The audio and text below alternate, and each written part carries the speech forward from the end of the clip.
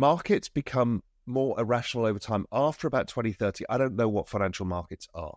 I don't know what a lot of this means anymore, because even companies that make hardware, the AI can design it, you can 3D print it, the robots can make it as well. So it becomes very difficult to understand what holds value in a company. Raoul Pal has been telling investors for about a year that the world is changing and that there are a lot of chances for people who can see how important this time is and what's to come. Pal thinks that the world will change completely in 2030 because of what he calls the exponential age, or the economic singularity. This will happen because of new technologies that will rapidly alter and disrupt all parts of our lives over the next 6 years. While some people think that the global financial system will completely fail, but Raoul Pal doesn't agree with them. He says that the next part of our financial system is already being worked on, which gives governments more time to get ready for the change and make sure it goes smoothly. Pal's exponential age idea is based on the idea that technology is changing quickly, especially in areas like robots and artificial intelligence. Pal thinks that AI and robotics will change the standard GDP formula by adding unlimited productive capacity and making productivity go through the roof. He says that AI can make information infinitely more useful, and robotics can do the same thing for physical work. He says that an aging population and falling output make the world's huge debt problem even worse. He thinks that we're not producing enough to properly handle our huge debt load, but he warns that things will be very different from now on. That's why he stresses how important it is to take advantage of the chances in the cryptocurrency business. There would be no need for a global collapse if there was a surge from the exponential age that solved the debt problem and led to big GDP growth. In 6 years, the world will be very different, and all economic models will be put to the test. Trends and strategies stop being useful. Before getting into the wise observations from Raoul Pal's video, the journeyman, who used to work for Goldman Sachs, talks in depth about the coming exponential age in a new video on his YouTube account. He says the industry will be fully up and running by 2030, which means we only have 6 years to take advantage of the huge chances the cryptocurrency sector has to offer. And this is the worst they'll ever be. So I worry about what is a business. Businesses, I think, end up being AI agents. Why do we need us? Yes, but at this stage, for the next 6 years, before this really scales, we need to lean into this. Because if you're not, you'll get left behind. Also, when you think about financial markets, when AGI is unleashed onto the world, and there will be breaks on AGI, we'll talk a little bit about consciousness and AGI in a sec, but once you do it, Beeple, the NFT artist, famously asked me a question. He said, Raoul, when I think about it, it was kind of half joking, but it was a really great question. It's like, surely whoever has the AGI wins markets because they can outcompete anybody in financial markets on any time horizon. And I thought, that's true. Before you know it, somebody accumulates trillions of dollars of wealth. There's a great book called Life 3.0 that talks about this in the beginning. It's like there's an essay that leads it all off. It talks a bit about this, what it means to have the agents running businesses, the AI running markets. It means that we don't have an opportunity as humans to take advantage, an economic advantage, unless you own the AI. This is why people are calling urgently for universal basic income, and I believe there's a system of universal basic equity where we participate in digital communities as a way of having a purpose and getting paid for it.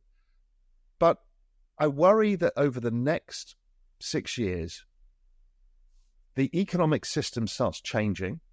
So economies grow fast, but it doesn't grow fast for us.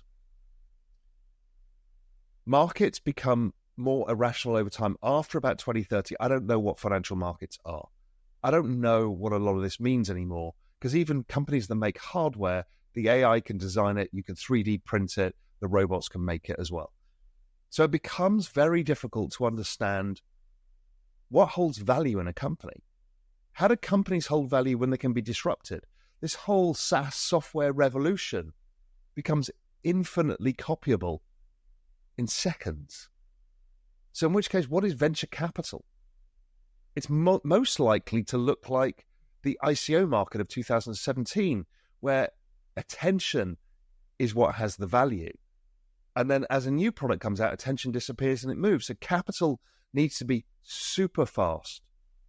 The capital system we have now of IPOs is way too slow. It's never going to work in this system. So I don't know who can ever IPO past 2030, 2032. In a post on the social networking platform X, a friend succinctly articulated the importance and profoundly disruptive characteristics of the forthcoming exponential age. As a macro analyst and entrepreneur, my role involves envisioning the future and evaluating potential pathways to achieve it. Over the next 6 years, I anticipate that artificial general intelligence (AGI) models will experience significant enhancements in capability while simultaneously decreasing in expense. We shall reach a technological productivity milestone when unlimited knowledge workers and artificial intelligence integrate into the economy. What is the appearance of an economy in that world? What is GDP? What would occur if an individual trained AGI on global markets? By 2030, at the arrival of the singularity, the individual want to be at a picturesque beach, enjoying an exotic beverage while seeing others struggle to comprehend the new world and economy. This is why he is insistent that you cannot afford to jeopardize this opportunity before the cryptocurrency market surges from $2 trillion today to $100 trillion by 2030. What if all individuals begin utilizing AGI models to establish enterprises? The rate of business creation and dissolution will be unparalleled. It has to be kind of an ICO-based market. Even then, the speed of which these businesses can be disrupted is really high. Yes, you need to harness intelligence, but I'm seeing experimentation on Twitter where agentic AI is opening Twitter accounts and building. One of them has just built 20,000 followers in a week because it's so good at capturing attention. And it's not from being political or anything like that. It just knows how to engage people, capture the right people's attention that grows more attention. So we're going to see a lot of that. But again, AI can capture the attention. So it becomes really complicated. So the economic machine changes massively. Huge wealth opportunities. We don't know who it accrues to. Businesses are going to die at a rapid rate unless you're adapting to this technology now. You have to be leaning into the AI or robotics, or you will simply not survive.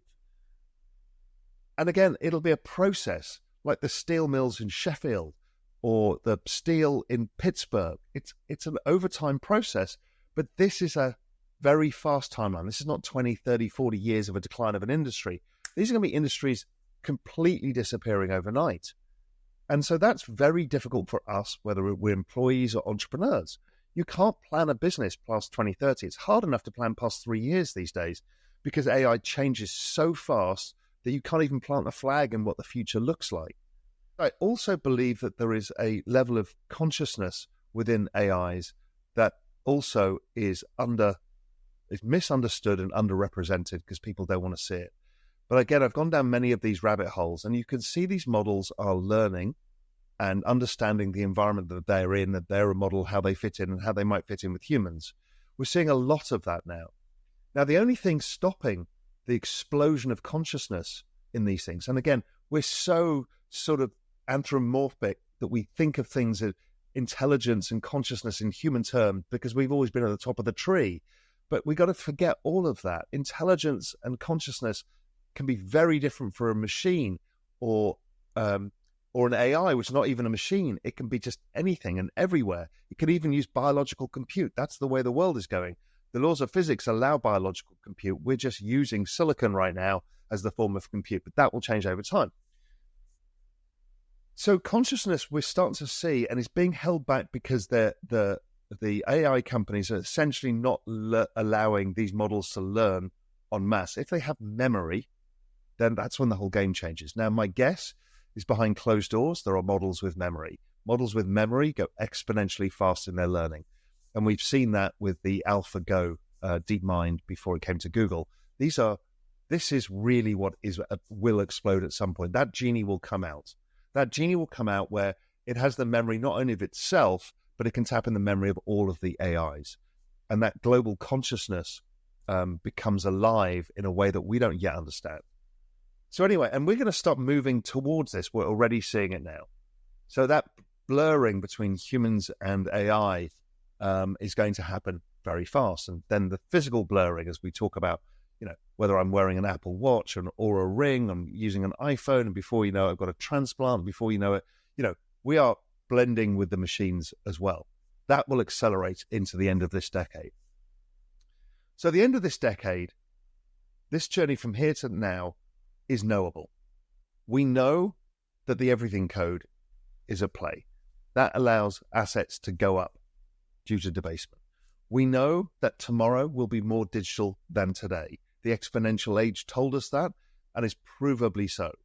Therefore, invest in the only two secular bull markets that exist right now, which is technology itself and blockchain technology. Blockchain has been the fastest adoption of any asset class in history.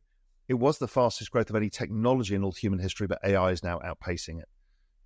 So we have to invest in these things. I kind of think of it as investing in our demise as we transition to a new economic system. There's almost nothing that can get in the way of this transition because AI is moving so fast that regulators have zero chance of catching up with it. And because it's globalized, it can just shift and morph.